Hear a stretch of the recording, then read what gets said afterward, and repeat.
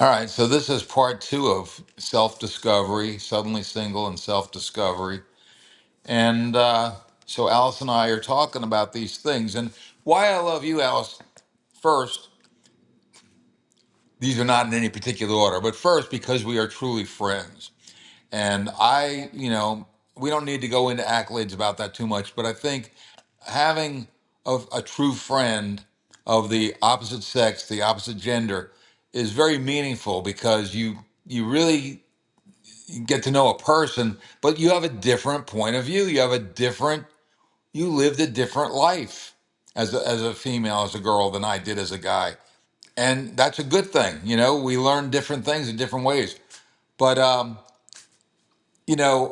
I value our friendship and I value my men friends too. But I think this is unique. And we'll just start with that. Oh, I know. Oh, Jesus. Yes. Man, oh, man. It is so funny. But yeah, so we were talking. So I was saying I used to get thumped on the leg if I started to get a little too loud or a little too rambunctious. And you were saying that, Dave would kind of say, calm down, Alice, yeah, because he didn't want all the attention. So we had our moderators. But now what? Let's put it this way. Have you felt, as liberating as it is, have you felt like you've fallen off the rails anywhere and said too much of the wrong thing or anything? Not yet. Um, no, I don't really. I guess I'm guarded enough for survival Yeah, to not, in other words, I realize there's social mores, there's, um, you know, well, social mores, that are in place as to how we are to act. And I, as far as in relationships, I stay um, in check with myself. In other words, I am more observant of other people. Am I answering what you ask? yeah. Just go ahead. You're right Okay. on. Go ahead. Yeah, Okay. In other words, if I'm with a group of people and I'm constantly assessing what's going on, um, because there's no one else to pick up on something. I have to do it. There's no one else here to help me. right, right. And I guess that would be number one. When I'm totally relaxed with an old friend like you, I don't feel like I have to be on guard. Right, right. But also, I think we've talked about as we've gotten older, I realized one of the most important things to me is to be a good person, which of course I'm going to make mistakes and I'm not always going to be a good person, or my behavior won't always be, exactly the way I want it. However, that's one of my main goals in life is to be kind to others, be loving to others, and give up a lot of the old habits that didn't serve me well. Right, right. I'll give you an example of what I'm thinking to answer my own question. I, recently started seeing this young lady, and we've been out alone together, which then you're really kind of just getting to know each other and, ask questions about your history and this and that. It's a great process um, that I'm really enjoying. Then we went out as a couple with other couples, and I, at a given moment, kind of made a little bit of a joke using her and something I knew about her in kind of an offhanded, funny way. That was my intention to, kind of lighthearted, but a little bit. at her expense. And as soon as I said it, I thought, no, that wasn't good. And later, and nothing came of it. I mean, we had our evening and so forth. But later, I came back to her and I said, look, I'm really sorry I did that. And she said, that's okay. That's all right. I know. And I said, I didn't mean to hurt your feelings or anything. And she said, I know, I understand that and everything. But I'm telling you, Alice, I guess what I'm saying is, I I'm not a mean person. I don't think I am, but yet and No. still, I did make a joke at her expense. And this is what I'm trying to learn about self control, maybe, and or like you said, reading the room. Don't try to be a funny guy at somebody else's expense, ever, ever. And yeah, you might think it's lighthearted. I didn't mean it. I was just joking. But it's making me realize, and I'm hoping as I say this out loud, that this is a sign of maybe developing a little more maturity.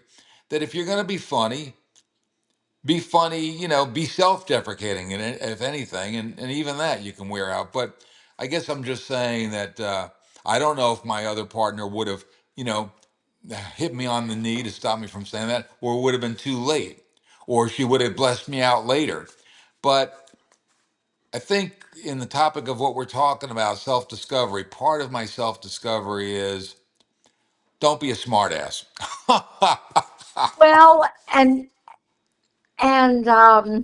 I see now what you were talking about.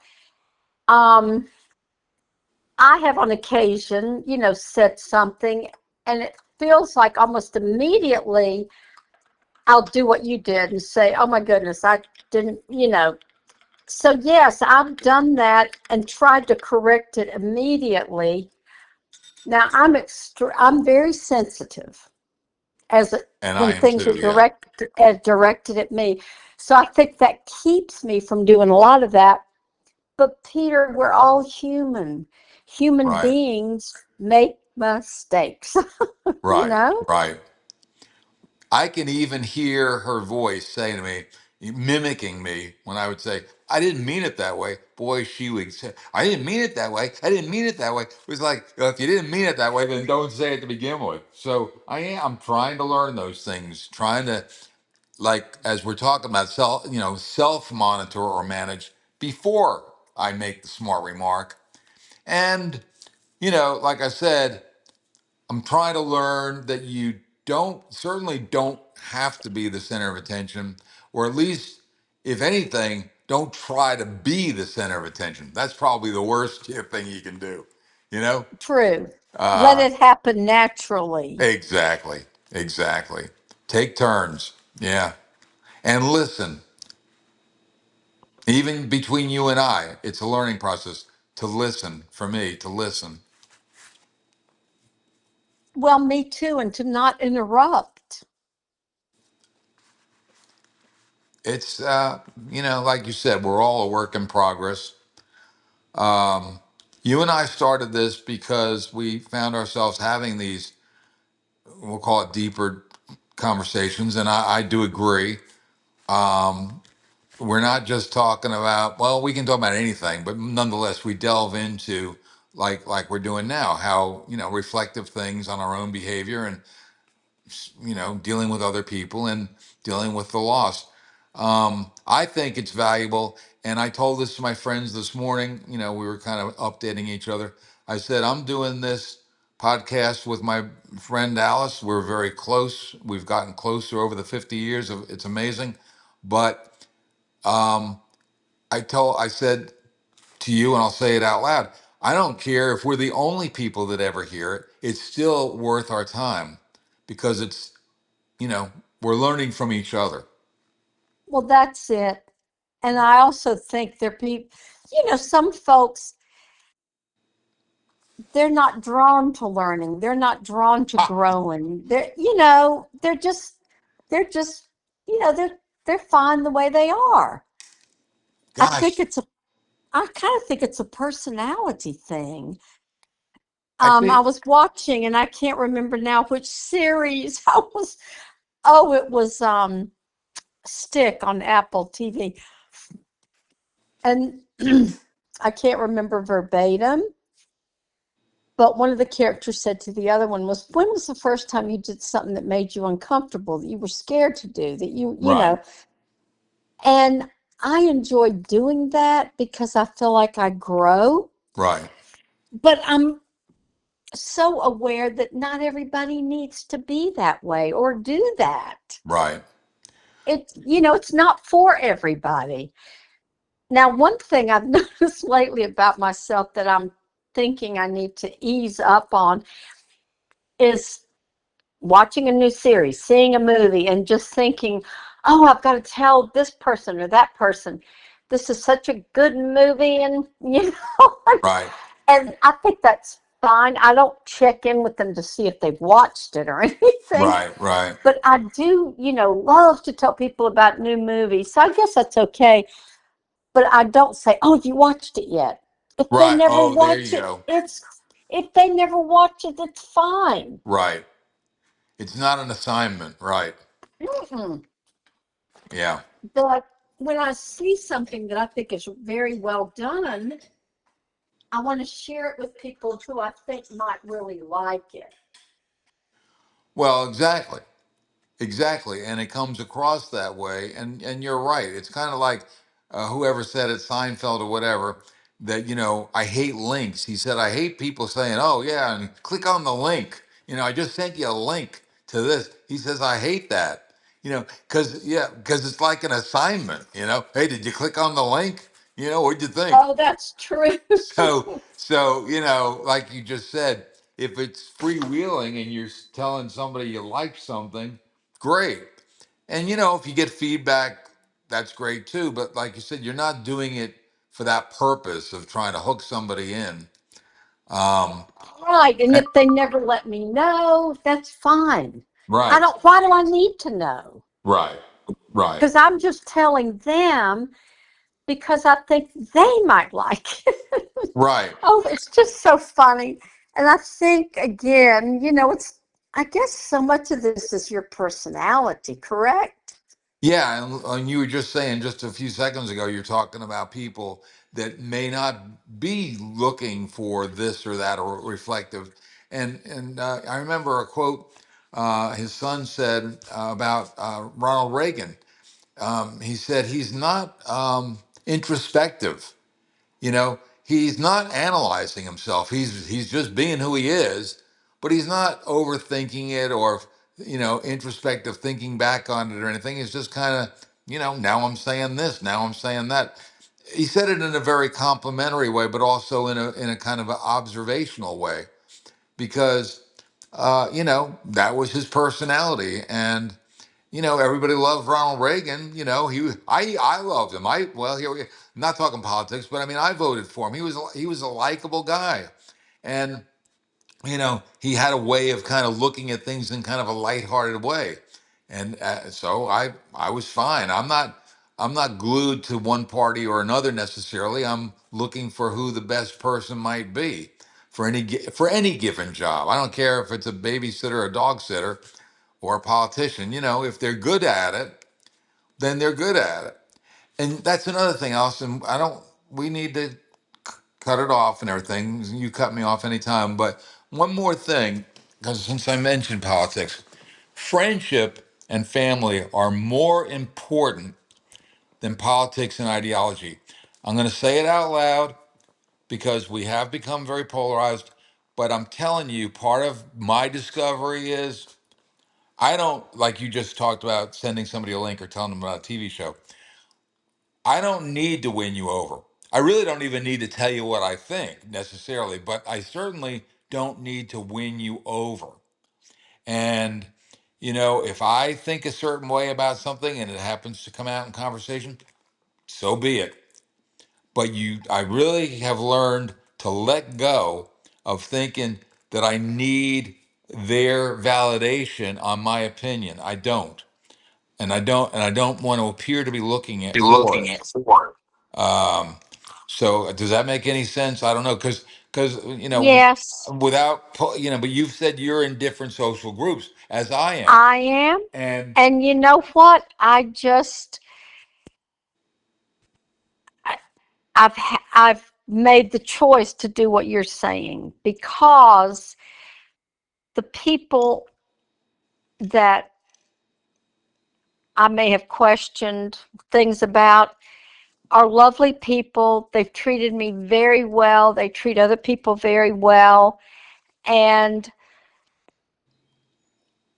I don't want it to be us against them. there you have And it.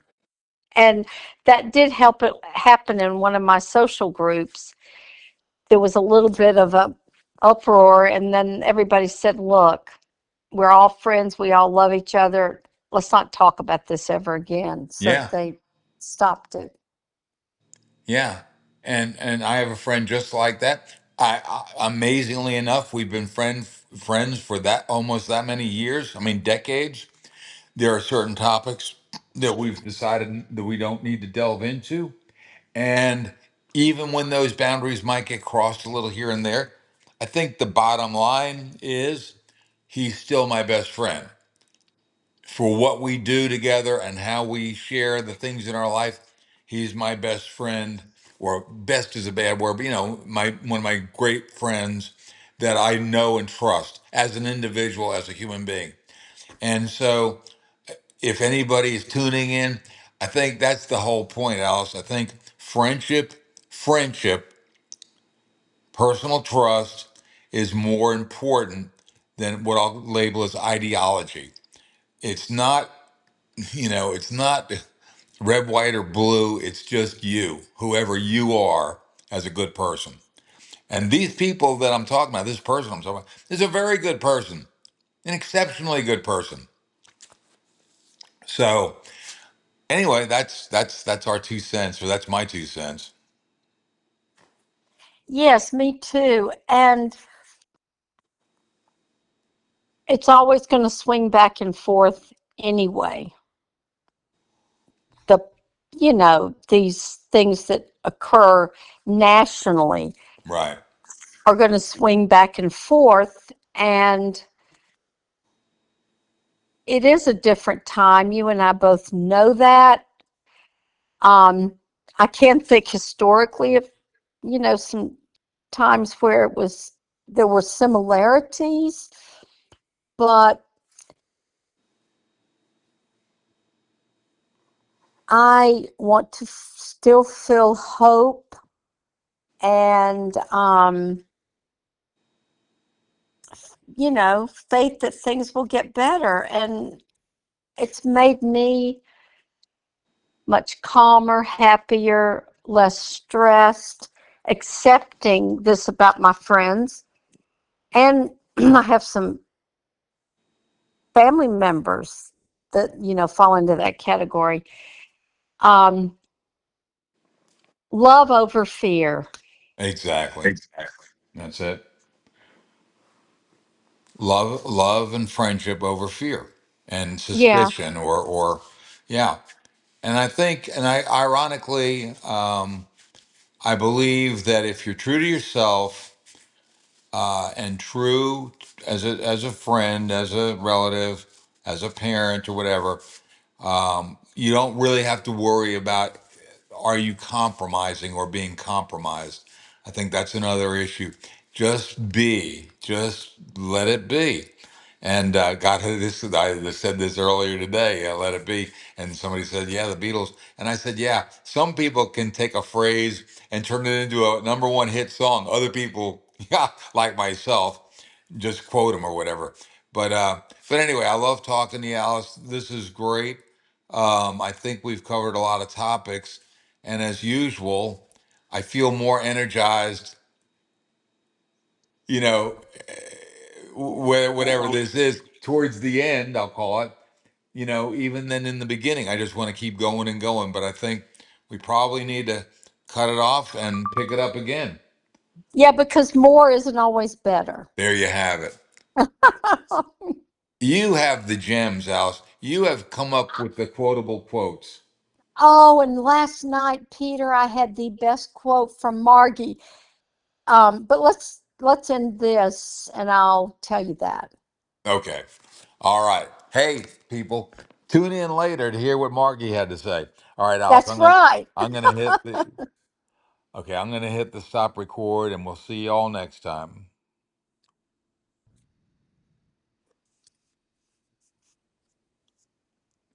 I'm trying to find a mix.